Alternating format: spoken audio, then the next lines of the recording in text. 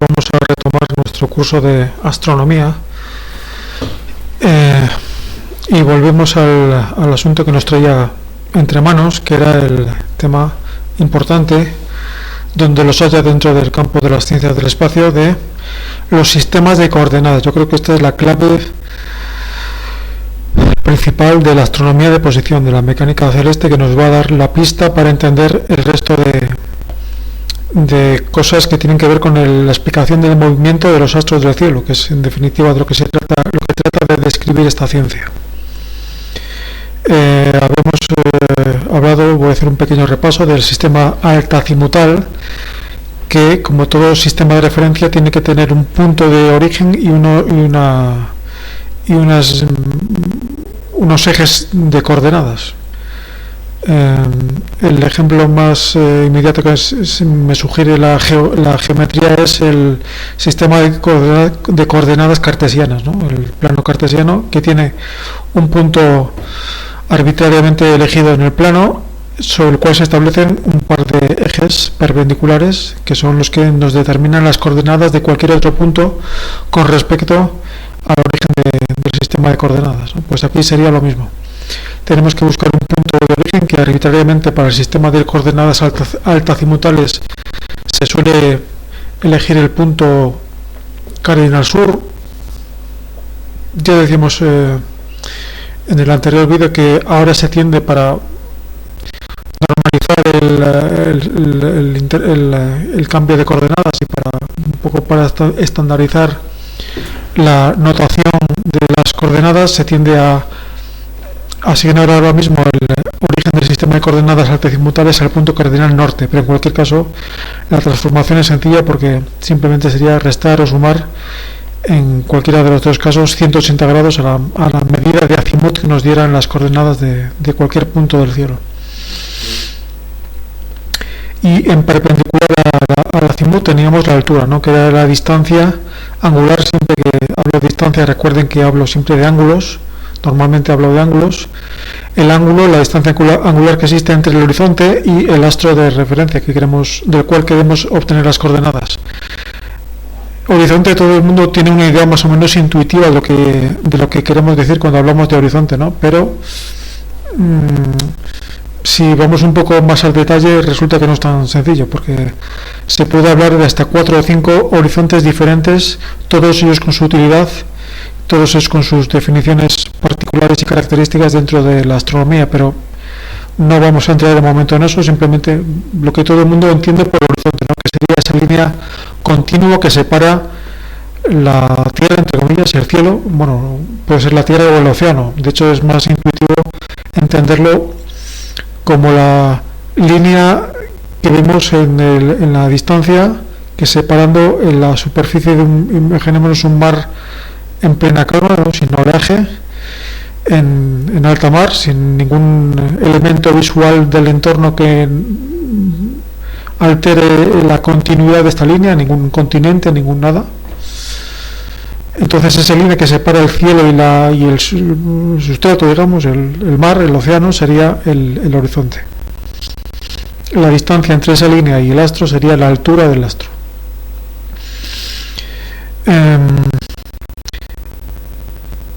¿Cuál es la altura del astro más alto que puede haber? Pues lógicamente un astro que se situara justo encima de nuestras cabezas, ¿no? Lo que en astronomía se conoce como el cenit.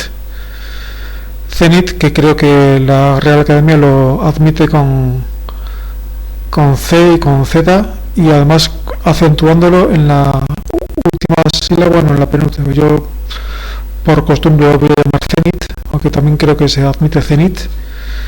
En cualquier caso, hacemos referencia con esa palabra al punto más alto del cielo, es decir, aquel punto que está a 90 grados de altura, tiene una altura de 90 grados. Lógicamente, como pasa con todas las coordenadas altazimutales, cada persona, cada observador tiene su propio cenit.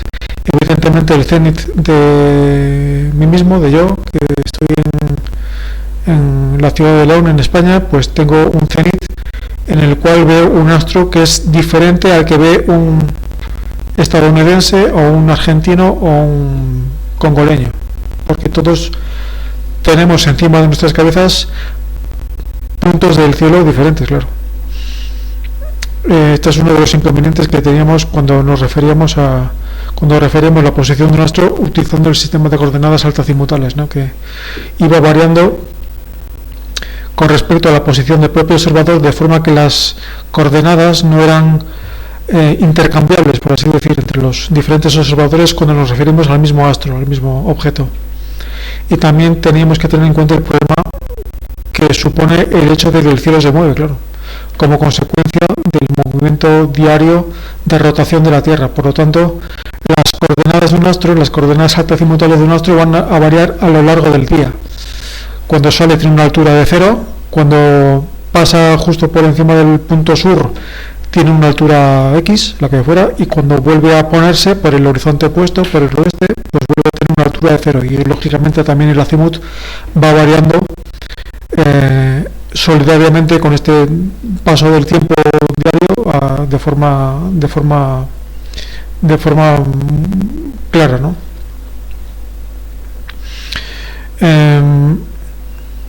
Además de estos elementos de referencia, que son los puntos, el punto de origen y los ejes de coordenadas, también se suelen utilizar en astronomía algunas líneas de referencia.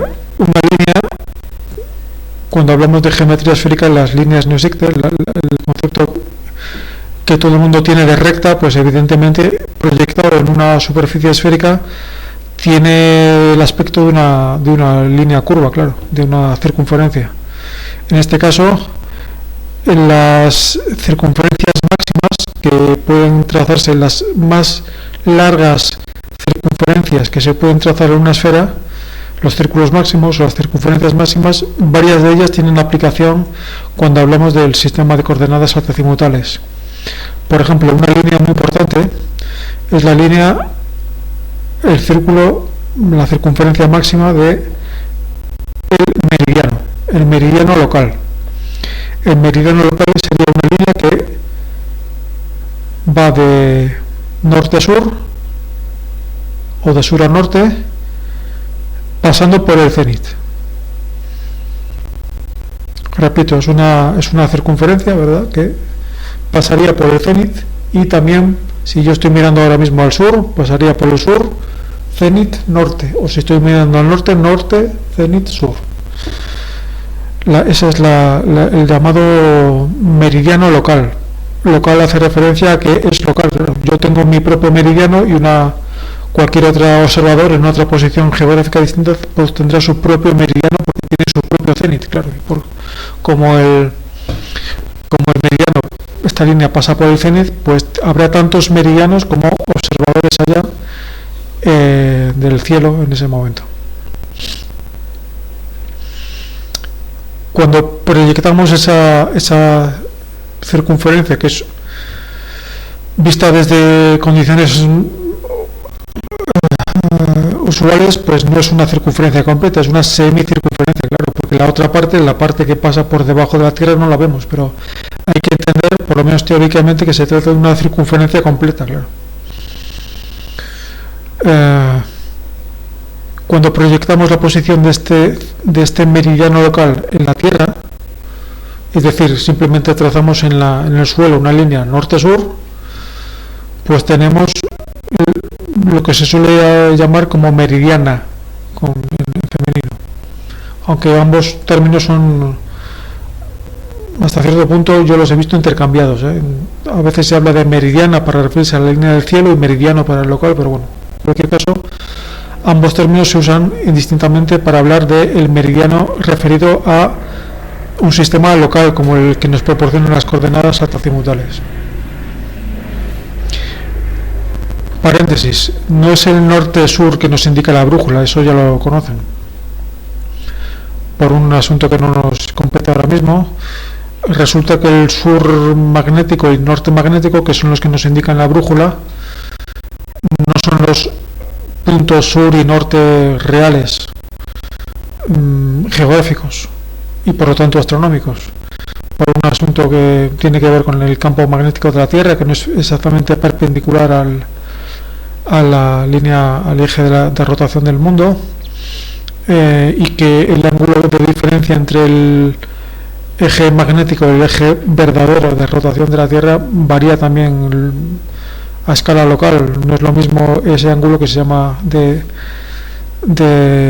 declinación magnética en España que en Estados Unidos, que en Australia, que aquí en España, por ejemplo, creo que son del orden de 5 grados de diferencia entre el norte verdadero, el norte astronómico y el norte que nos indica la brújula.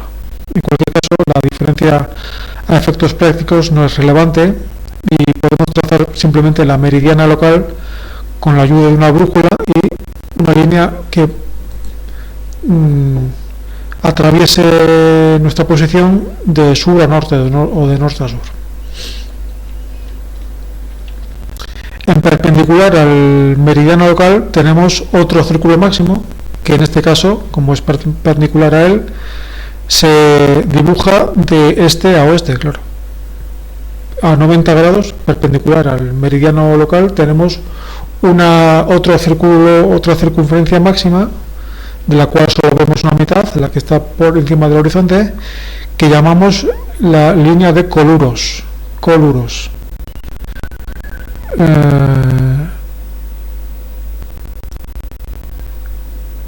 Término que ahora no se estila mucho, de hecho no lo habrán oído mencionar con mucha frecuencia, pero que tradicionalmente en la astronomía clásica sí que tenía su importancia.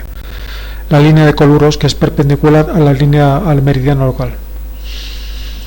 Y por último, otros círculos que se pueden establecer paralelos al horizonte, y por lo tanto, si son paralelos al horizonte ya no son círculos máximos, porque saben que en la geometría esférica por un punto externo a un círculo máximo, al equivalente a la recta en la geometría plana, no pasa ninguna paralela. Es una de las particularidades que tiene el quinto postulado de Euclides. En una geometría plana, si yo trazo una línea recta y un punto externo a esta línea, por este punto pasa una y solo una paralela a esta recta que he trazado. Si esto mismo lo hago no en una geometría plana, sino en una geometría esférica, por ejemplo, en la superficie de la Tierra, y establezco una línea recta que en la esfera llamamos círculo máximo, por ejemplo el ecuador, la línea de Ecuador, resulta que no hay ninguna otra circunferencia máxima que sea paralela al ecuador. El ecuador no tiene paralelos dentro de los círculos máximos, tiene paralelos pero ya no son círculos máximos, son círculos más pequeños que él. El Ecuador tiene 40.000 kilómetros de perímetro, ¿verdad? Pues los paralelos tienen cada vez menos, cada vez que me voy aproximando más al polo, es decir, no son círculos máximos. ¿Cuál sería el equivalente a estos paralelos, que son, como su nombre indica, paralelos al Ecuador, en el sistema de coordenadas altazimutales, los llamados coluros? Perdón, los llamados almicantarates. Los almicantarates, palabra que tiene resonancias árabes, pues tal es su origen, son las circunferencias que reúnen los puntos a igual altura. Tenemos un almicantarate que reúne a los puntos que tienen a 10 grados de altura, todos ellos, a 10 grados de altura sobre el horizonte. A 20 grados tenemos otro almicantarate, a 30, 40, 50. Evidentemente el almicantarate de los puntos del cielo que están a 90 grados coincide con el cenit, claro. Es un círculo reducido a un punto adimensional del cielo. Y también existen los almicantarates con alturas negativas, que son las que no podemos ver y que están debajo del suelo, debajo del horizonte, y que culminan en el punto más bajo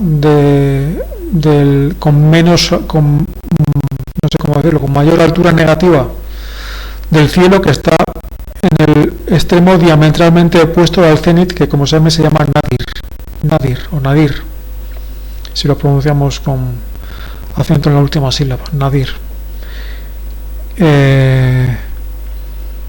Y que sería el cenit que ven los habitantes de nuestras antípodas.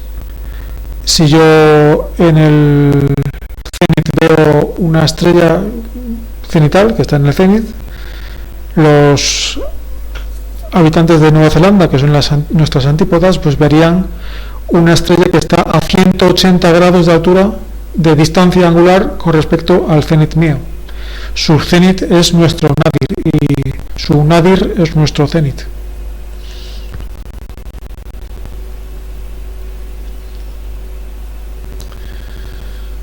Bien, pues estos son los elementos fundamentales que tenemos que recordar a la hora de describir la posición en el cielo de un astro, de cualquier objeto, utilizando coordenadas altazimutales.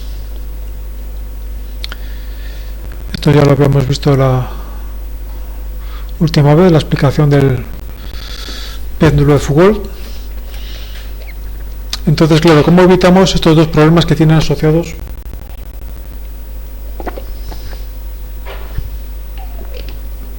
intrínsecamente este sistema de coordenadas? El hecho de que las coordenadas van variando de observador en observador y también con el tiempo. Pues muy sencillo, en principio, evitando utilizar como punto de referencia un punto referido a la geografía del suelo de la Tierra, de nuestro planeta, y llevar ese punto no referido a la Tierra, sino al cielo. Es decir, establecer como punto origen de coordenadas de un nuevo sistema de coordenadas alternativo al que hemos visto, un punto que esté en el cielo y que se mueva con él. De forma que la distancia angular que separa a cualquier astro, a cualquier estrella de ese punto, que está pegado, está fijo en el cielo, sea constante. ¿Y qué punto elegimos en el cielo que sirva como origen del sistema de coordenadas alternativo al que hemos visto? Bueno, pues podemos proponer, por ejemplo, la posición que ocupa una estrella brillante, Arturo, por ejemplo, que todo el mundo conoce, ¿no? Una estrella que se ve amarillenta, muy brillante porque está muy cerca. Podemos proponer, por ejemplo, un sistema de coordenadas cuyo origen, cuyo punto central, el sur que utilizábamos en el sistema anterior, cuyo punto de origen de coordenadas fuera la posición de una estrella, por ejemplo Arturo, por ejemplo la estrella polar, o por ejemplo, yo qué sé, cualquier estrella que se les ocurra. Bueno, podríamos funcionar así perfectamente, pero claro, aquí la cuestión es elegir cuál es la estrella más convencional para que todo el mundo acuerde utilizarla como origen de coordenadas. La astronomía, históricamente, en vez de decantarse por esta opción de elegir una estrella como origen de coordenadas, lo que hizo es elegir como origen del sistema de coordenadas de otro sistema de coordenadas alternativo al que hemos visto, el sistema altazimutal, no la posición de una estrella, sino la posición de un punto notable en el cielo, que se define, primero lo define, después lo explico, como el punto de intersección entre el ecuador y la eclíptica. Y para entender a qué me refiero, pues tenemos que primero saber lo que es el ecuador y lo que es la eclíptica. Empiezo por el más sencillo, que es el ecuador. Resulta que en el cielo hay líneas.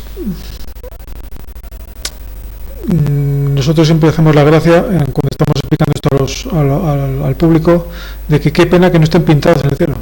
Fíjate que se lo hemos pedido al ayuntamiento que nos pide ahí el ecuador. Sería mucho más sencillo que estuvieran, no que lo tuviéramos que explicar, sino que estuvieran ya pintadas en el cielo, pues el ecuador, la eclíptica, el meridiano, los puntos también, el polo norte, el polo sur, sería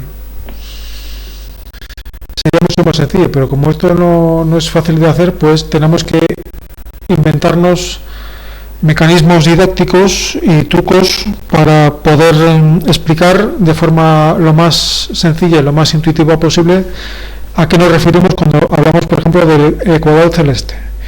El ecuador celeste es simplemente la proyección en el cielo, en la bóveda celeste, de nuestro propio ecuador, el ecuador de la Tierra. Yo creo que, además, creo que lo vimos la última vez.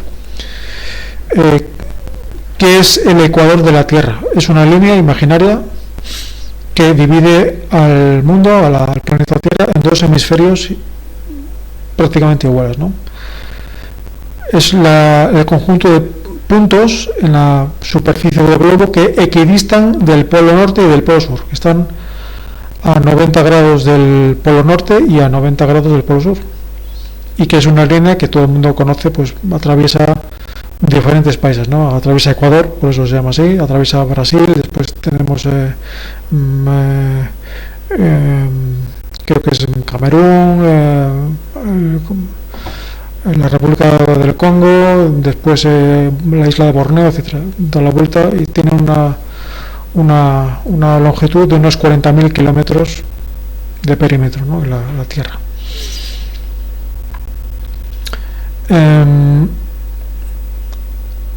Si de alguna forma proyectamos la posición de ese ecuador terrestre en el cielo, obtenemos el ecuador del cielo. ¿Por qué? Porque nos podemos imaginar que el cielo si fuera también como si fuera una esfera. De hecho, por la noche y por el día también, pero bueno, sobre todo por la noche nos da la sensación de que el cielo es una especie de bóveda. De hecho, se llama así, bóveda celeste, ¿no? La bóveda nocturna del cielo.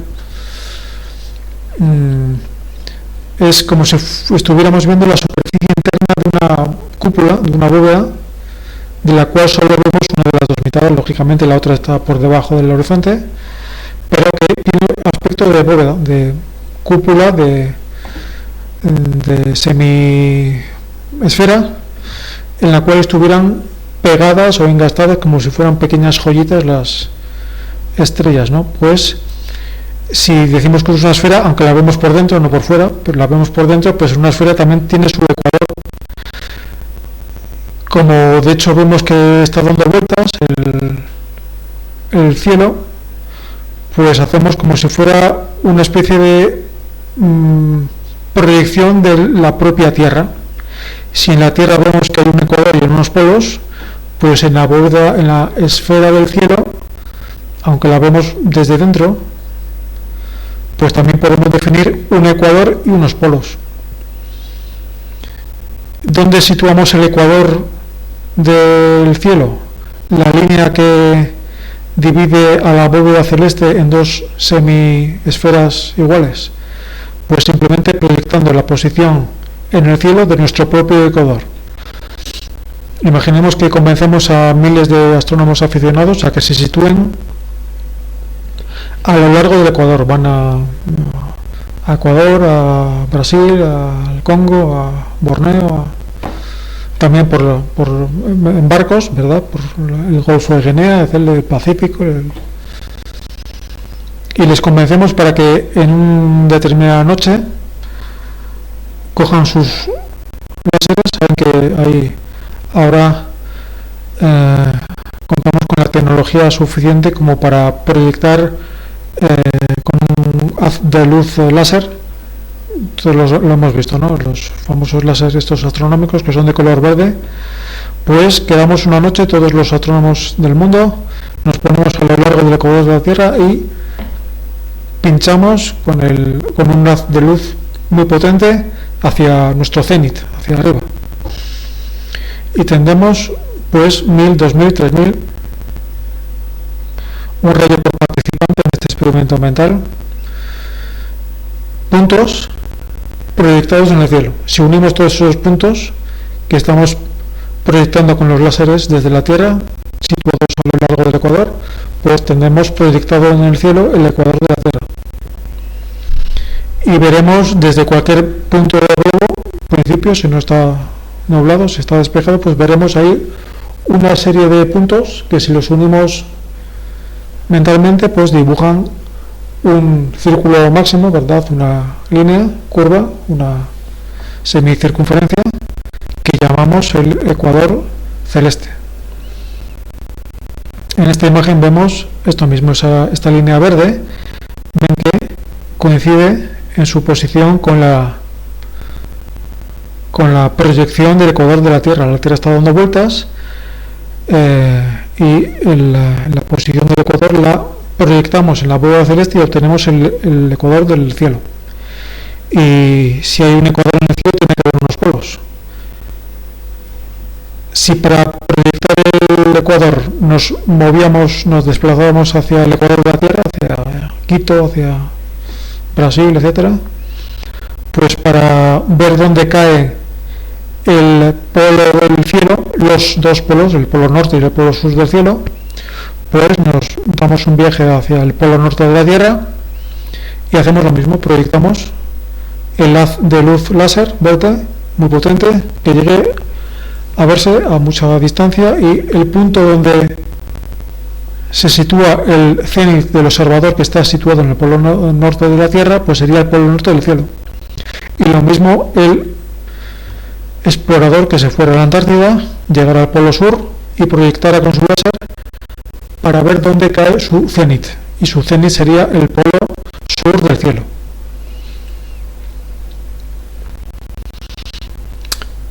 Decíamos que el punto de origen de coordenadas de este nuevo sistema de coordenadas alternativo al de coordenadas altezimutales era la intersección entre el ecuador, que ya sabemos lo que es, y otra línea, otro círculo máximo. Si trazamos dos círculos máximos, uno de ellos es el ecuador, el otro necesariamente tiene que intersectar con el anterior, porque decíamos que en la esfera no puede haber dos círculos máximos que sean paralelos.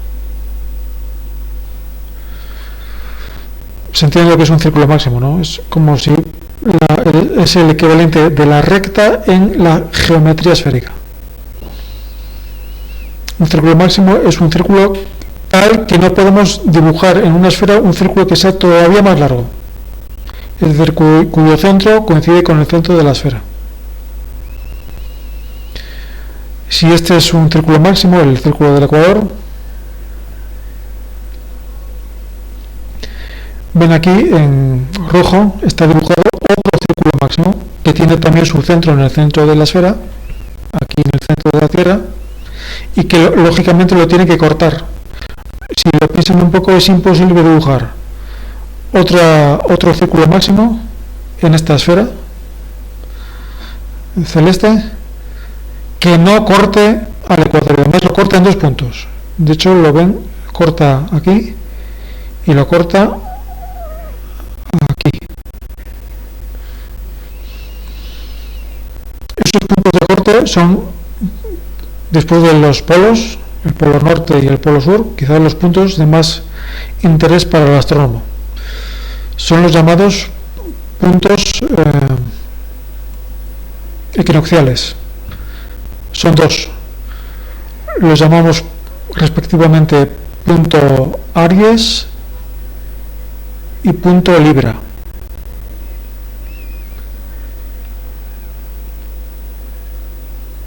¿Por qué se llama punto Aries? Esta es también una broma que solemos gastar. Porque está en Piscis. ¿Y por qué si está en Piscis decimos que se llama punto Aries? Por razón que veremos en su momento. Ahora simplemente nos tenemos que quedar con los nombres y con el concepto. Punto Aries es un punto, primero, que está fijo en el cielo, es decir, que se mueve con él. Y por lo tanto, todos los días sale, todos los días llega a su máxima altura cuando pasa por el sur, y todos los días se pone. Y la mitad del día no lo vemos porque está abajo del cielo. Es como si fuera una estrella. Está fija, pegada en esta superficie hipotética que estamos diciendo, interna de esa cúpula, que se va moviendo cada 24 horas dando una vuelta a la Tierra. Ese es el punto Aries. Diametralmente opuesto, a 180 grados del punto Aries, tenemos el otro corte entre el ecuador y esta línea, que es la eclíptica, que llamamos punto Libra. Repasando: ecuador, la proyección del ecuador de la Tierra en el cielo; los polos, que son la proyección de los polos terrestres en el cielo, polo norte, polo sur; esta línea roja, que es también un círculo máximo y que no puede ser paralelo al ecuador, porque en la geometría esférica no hay paralelas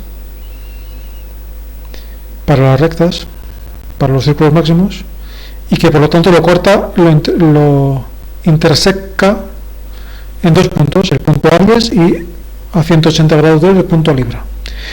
¿Y qué tiene de particular esta línea y que no tenga otra? ¿Por qué no trazamos esta línea con un mayor ángulo con respecto al ecuador? ¿Esta línea qué representa? ¿Qué tiene de particular esta línea que no tenga ningún otro de los infinitos círculos máximos que podemos dibujar en una esfera? Esta línea, que ya hemos dicho cómo se llama eclíptica, por cierto, no es elíptica como se ve a veces por ahí, porque de hecho no es elíptica, es eclíptica con C, tiene que ver con eclipses, lo veremos en su momento. Esta línea es, atención a la definición, es la que dibuja aparentemente el Sol en su movimiento anual. Ahora esa definición no nos dice nada, pero intentaremos explicarla a continuación.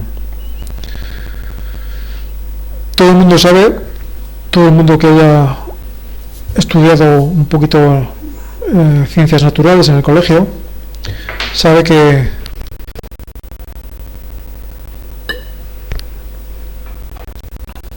el eje del mundo está inclinado. Yo cuando me decían esto en el colegio no entendía muy bien a qué se refiere. Inclinado con respecto a qué. Si todo está flotando en el universo, ¿qué significa que algo esté inclinado con respecto a qué? Después lo entendí, porque luego se refería a la inclinación que existe precisamente entre estas dos líneas. El ecuador del cielo, el ecuador celeste, y la eclíptica, que es el plano de traslación de la Tierra en su viaje anual en torno al Sol. Tenemos el Sol, tenemos la Tierra se mueve en torno al Sol, o el Sol en torno a la Tierra, como decimos hace dos lecciones, tanto monta tanto, ¿no? Pero por motivos didácticos vamos a suponer ahora mismo, nos volvemos heliocéntricos y vamos a suponer que es la Tierra la que da vueltas en torno al Sol, ¿vale? Cuando yo dibujo una circunferencia en torno al Sol, estoy dibujando un plano. Este círculo que yo estoy dibujando es una parte de un plano. Ese plano no coincide con el plano del ecuador de la Tierra. Podría coincidir, pero de hecho no coincide. Ambos planos, el plano que corta al cielo en dos mitades, el plano del ecuador, y el plano de la eclíptica, resulta que están inclinados uno con respecto al otro. ¿Se entiende esto? Aquí veo la Tierra recta, ¿verdad? Con el polo norte y el polo sur en vertical, perfecto. Sin embargo, si veo ese plano de corte de la Tierra o del cielo, porque es el mismo plano, el plano que corta a la Tierra en dos mitades, en el hemisferio norte y el hemisferio sur, es el mismo plano que corta al cielo, a la bóveda celeste, en su hemisferio norte y el hemisferio sur. Ese plano no coincide con el plano de traslación de la Tierra en torno al Sol. Tiene una inclinación de más o menos 23 grados.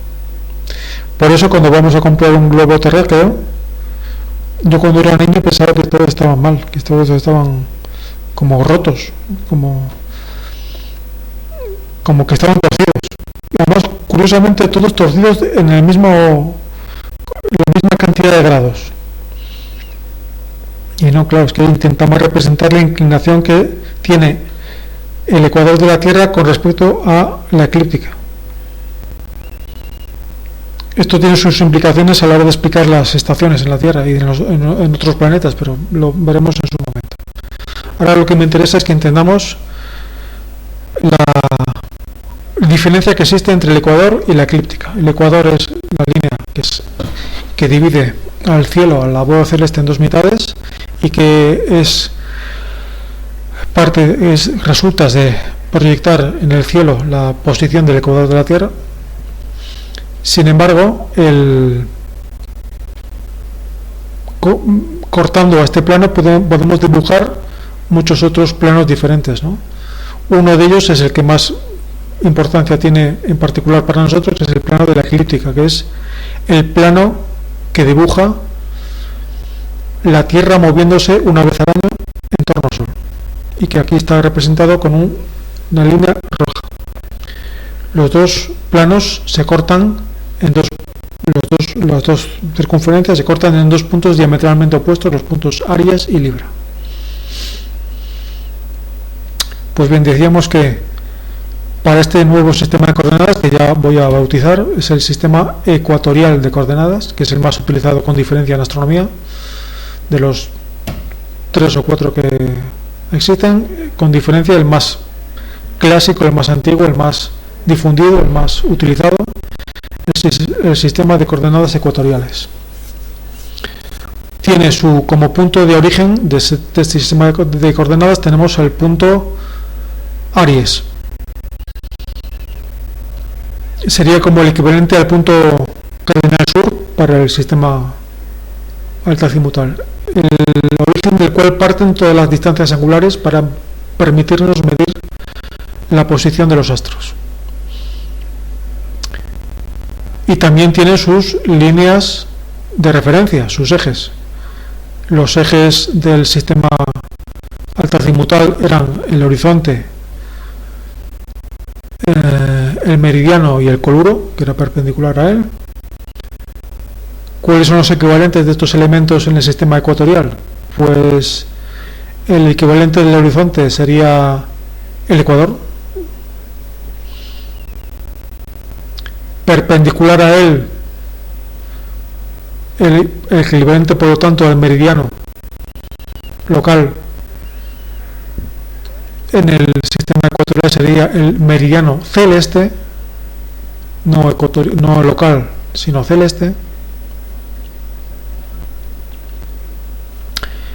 Y en vez de hablar de azimut y altura, los equivalentes en el mundo del sistema ecuatorial de coordenadas serían respectivamente la declinación y la ascensión recta. De momento lo dejo enunciado y lo vamos a ver con calma en las siguientes imágenes.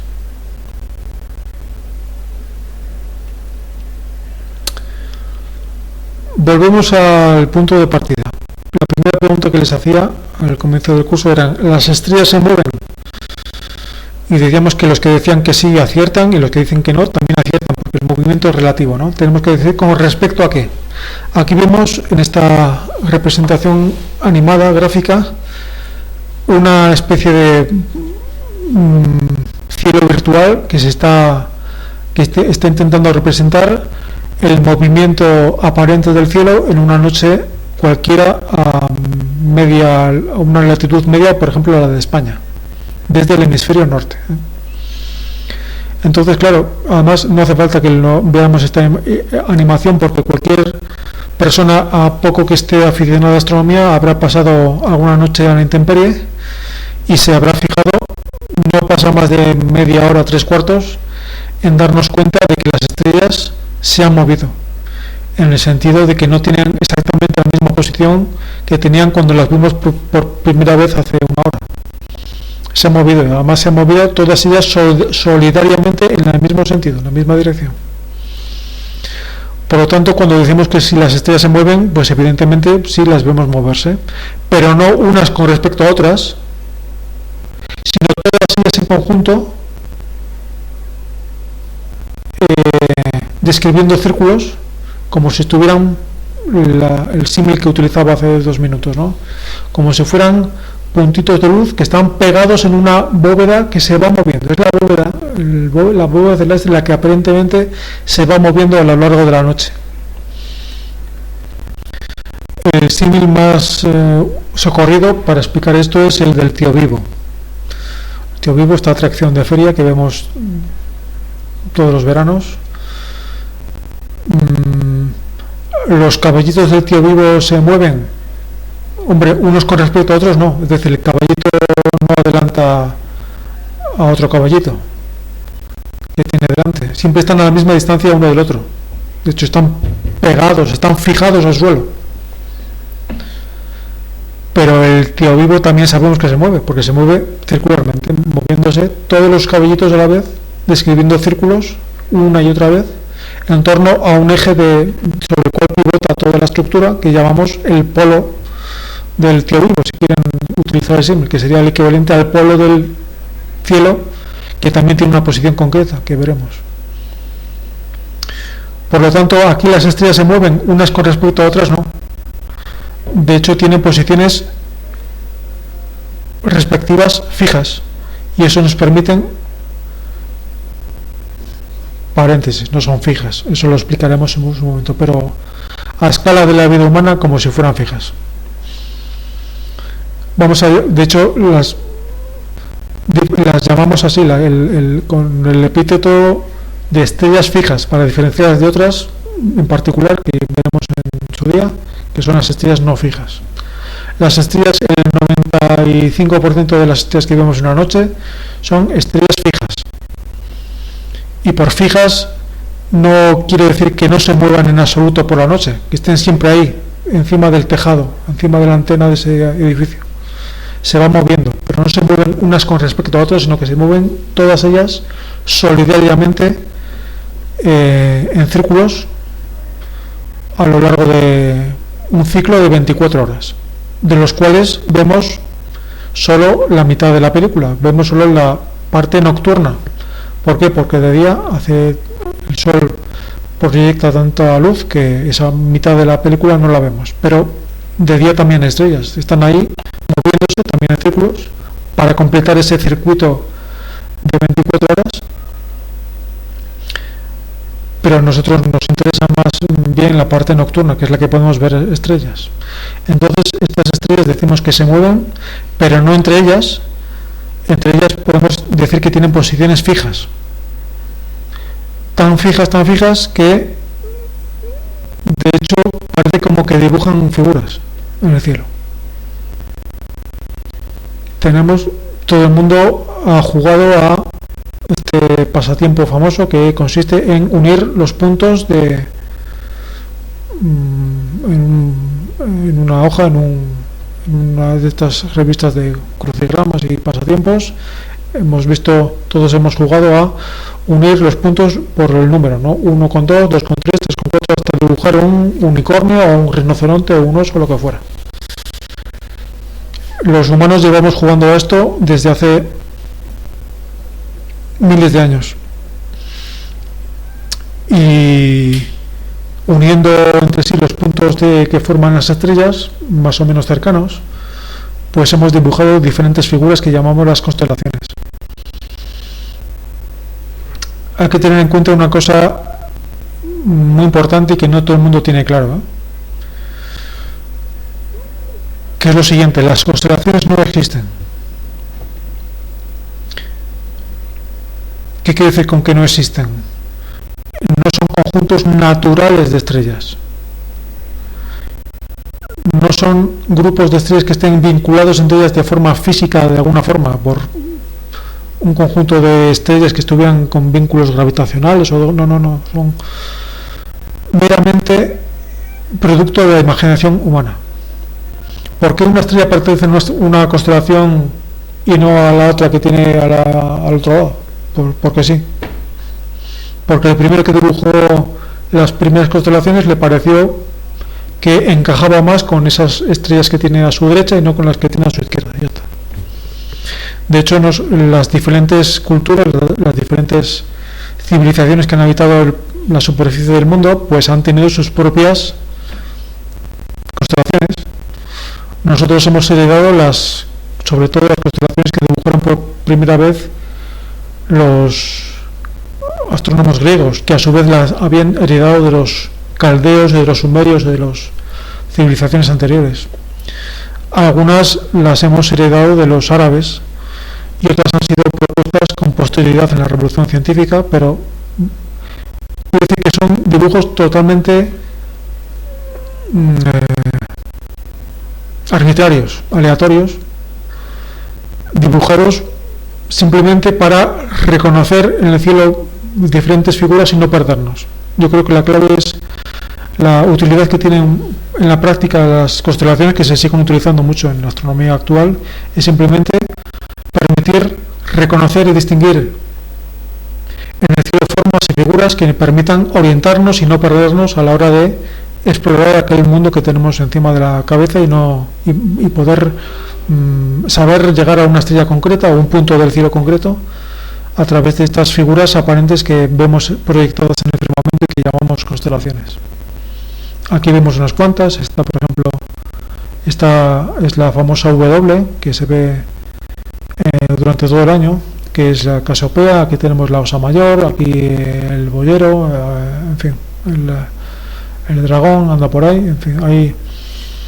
Ahora mismo la Unión Astronómica Internacional reconoce un total de 88 constelaciones. No todas ellas se ven desde cualquier parte del mundo. Por ejemplo, desde aquí, desde España, vemos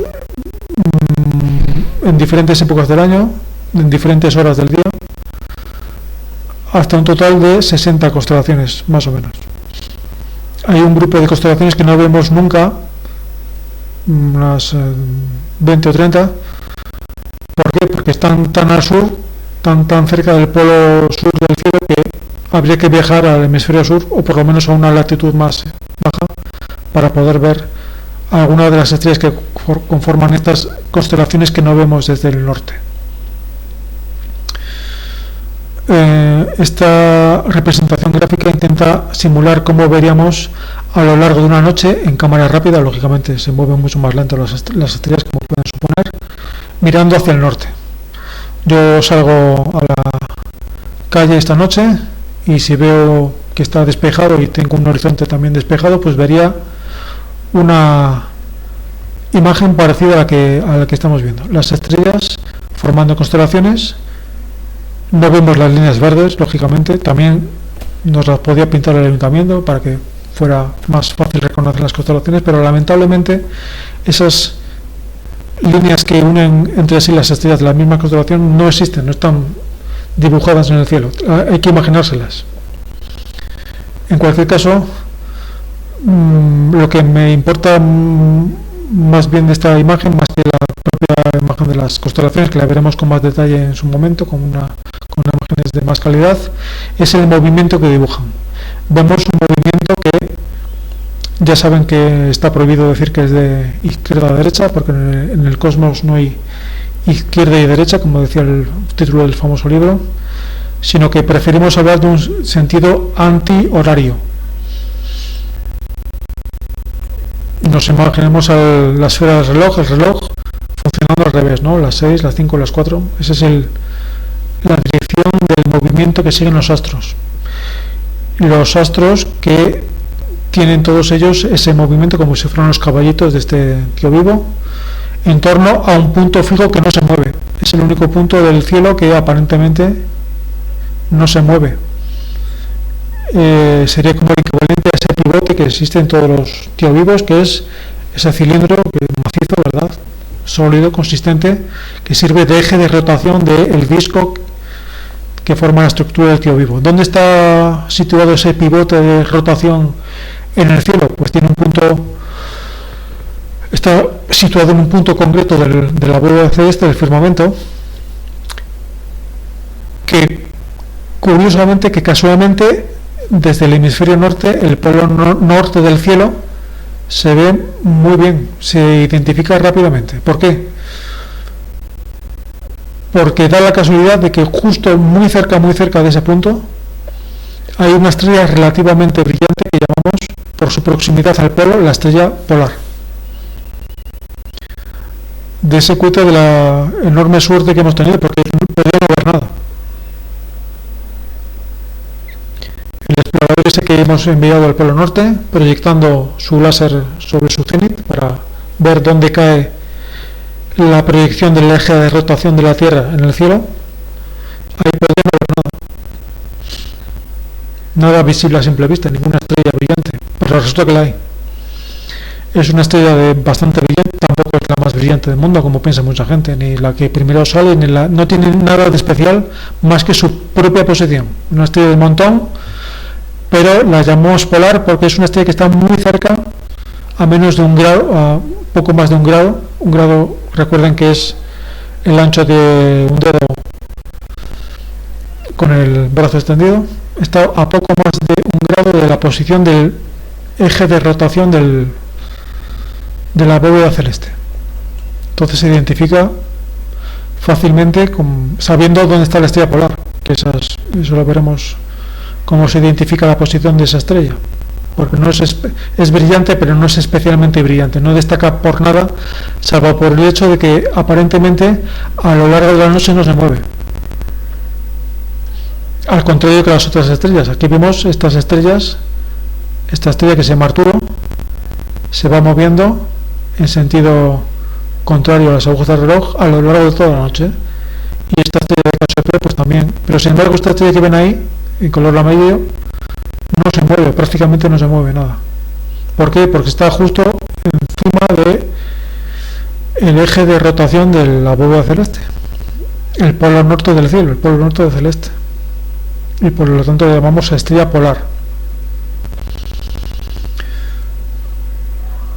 Al igual que en un tío vivo, los caballitos se mueven, pero el pivote central de rotación no se mueve. Fíjense cómo es la cosa, que en el polo sur no tienen la suerte que tenemos nosotros. ¿Hay alguna estrella, hay algún equivalente a estrella polar en el polo sur, encima de la Antártida? Si proyectan un láser hacia arriba, sobre el polo sur, ¿ven alguna estrella brillante? Pues no. Hay una estrella que se llama Sigma Octantis, pero vamos, que brilla muy poco, casi no se ve a simple vista, y además está más distante del polo sur que lo está la polar del polo norte celeste. Entonces, ¿cómo encuentran los argentinos, los australianos, su punto sur, el eje de rotación del cielo en el hemisferio sur? Pues utilizando otros trucos, se fían de una constelación que llaman la Cruz del Sur, pero vamos, que comprende que es más difícil por el hecho de que no hay una estrella brillante cerca o justo encima de la posición de ese punto tan importante del cielo, que es el eje de rotación de toda la bóveda celeste, que es el eje norte-sur, ¿no? El polo norte y el polo sur. En el polo norte tenemos la ayuda de la polar, pero en el sur no tiene esa ayuda.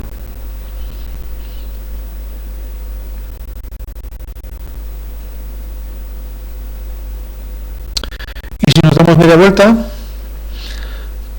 ahora miramos hacia el sur, pues veremos también las estrellas moviéndose, pero lógicamente ya en sentido horario, en sentido de las agujas de reloj, las 9, las 10, las 11, las 12, la 1 de los 2, ¿no? En sentido, lógicamente, si yo miro al sur, veo a las estrellas moviéndose en dirección opuesta cuando estoy mirando al norte. Las estrellas salen por el este, esta es la línea del horizonte, por debajo del cual por definición no puedo ver nada porque está abajo del suelo las estrellas, aunque salen, ¿verdad?, por el este, llegan a su máxima altura con respecto al horizonte, a la máxima altura a la que puede llegar una estrella a lo largo de la noche, cuando pasa justo por el sur, por encima del sur, del punto cardinal sur. A ese momento de la noche en el cual una estrella llega a su máxima altura, es decir, atraviesa justo el meridiano del cielo, la línea sur cenit norte o norte y cenit sur, cuando atraviesa esa línea se dice que la estrella está culminando o está transitando. También lo que pasa es que la palabra tránsito se utiliza para otras cosas en astronomía, yo prefiero hablar de culminación. Arturo culmina, lo ven en los almanaques, ¿no? Esta noche Arturo culmina a las 3:30 de la noche. Eso significa que a esa hora Arturo está atravesando en su movimiento diario nocturno, a lo largo de la noche llega un momento en el cual esa estrella está atravesando el meridiano del cielo, el meridiano local del cielo. Es decir, alcanza su máxima altura con respecto al horizonte sur. Ha pasado la mitad de la noche para ella. Salió hace 6 horas más o menos por el horizonte este, hace 3 horas. Culmina y se vuelve a poner unas horas más tarde por el horizonte opuesto, por el horizonte oeste. Esto es lo que vemos aquí proyectado en esta animación del cielo.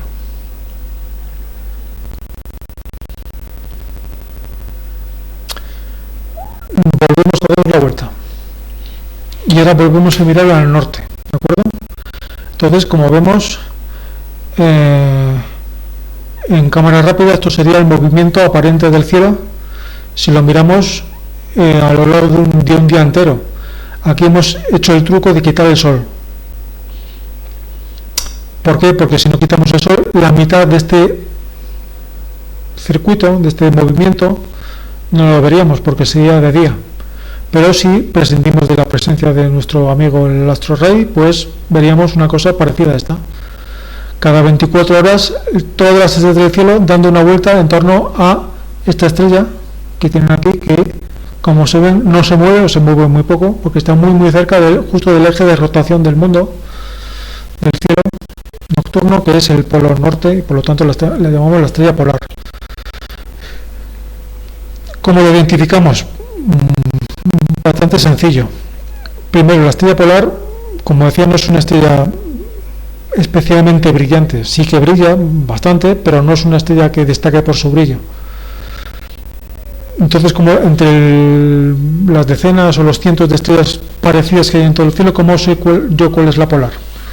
La polar es una estrella que se identifica muy bien si identificamos previamente una constelación que todo el mundo conoce, hasta los más pequeños nos han hablado de ella, que es la famosa constelación de la Osa Mayor, ¿no? Todo el mundo ha visto la Osa Mayor.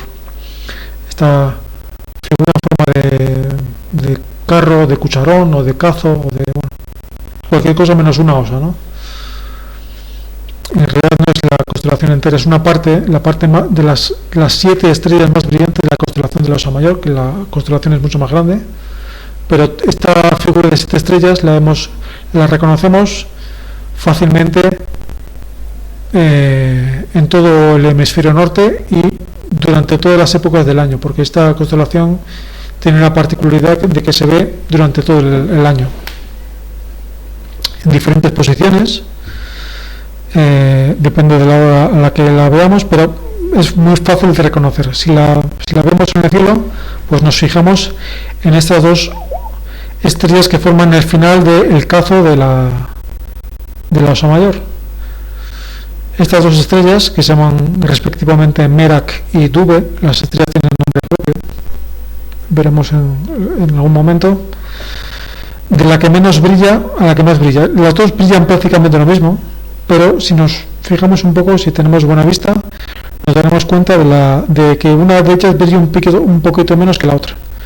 La que está en la parte baja del cazo, Merak, brilla un poquito menos que la otra, que es Dube. De Merak a Dube hay una cierta separación angular. Multiplicamos mentalmente esa distancia que separa Merak de Dube 5 veces. La proyectamos hacia de la que menos brilla, Merak, hacia Dube. Y multiplicamos esa distancia 5 veces. 1, 2, 3, 4, 5. Es decir, hacemos esto. 1, 2, 3, 4, 5. Y a las 5 distancias Merak-Dube veremos una estrella, no exactamente en la misma línea, pero bueno, como no hay nada cercano que sea igual de brillante, pues es fácil de reconocer en esa posición del cielo, más o menos, una estrella que está en una zona de cielo bastante despejada, de forma que solo brilla ella, es bastante inconfundible, que es la estrella polar. Y de hecho, si vemos la posición de la estrella polar a la hora, o a las 2 horas, o a las 3 horas siguientes, nos daremos cuenta de que no ha cambiado de posición. Su azimut sigue siendo el mismo, azimut 180 grados o 0 grados norte, según tomemos el origen sur o norte, y altura, pues la altura que tenga, depende del punto de donde estemos observando esa estrella. Sin embargo, el resto de estrellas a lo largo de la noche habrán ido cambiando su posición, tendrán azimuts distintos y alturas distintas. La polar no, la polar ha tenido toda la noche, y de hecho todos los días del año, día o de noche, lunes, martes, miércoles, verano, invierno, da igual en el momento en que lo veamos, si no cambiamos nosotros de posición, ella tampoco va a cambiar. Está siempre en el mismo punto del cielo. De ahí viene entender la utilidad que tiene reconocer la posición de esta estrella en el cielo, porque nos indica dónde está, por ejemplo, el fondo cardinal norte. Justo debajo de la posición de la polar tenemos el norte. No nos hace falta una brújula para saber dónde está el norte si reconocemos la posición de la estrella polar, con el truco como hemos visto. Bien, pues vamos a dejarlo ahí si les parece y continuamos el próximo día.